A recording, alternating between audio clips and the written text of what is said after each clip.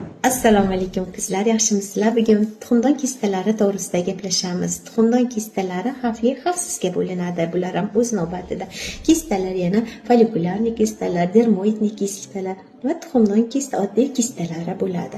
Tuxumdon kista oddiy kistalari shunaqangi narsaki, tuxumdonni ichida yoki tashqarisida suyuqlik xaltachali bo'lib to'planib bo'lishadi.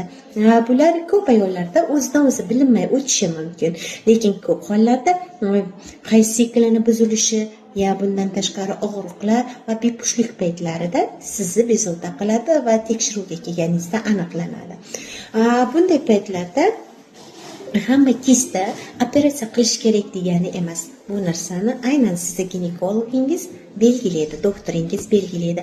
Yana bunday kistalar qonni ko'p ketishi, yana qorinni pastidagi kuchli og'riqlarda holatlari sizda yuzaga kelsa, tezda doktorga murojaat qilib, bu narsani hal qilishingiz kerak deganidir.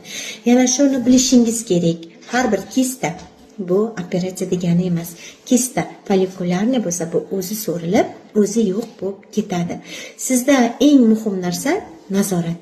Nazoratni o'z qo'lingizga oling, doktoringiz bilan maslahatlashing, davolaning, taktikada davolaning.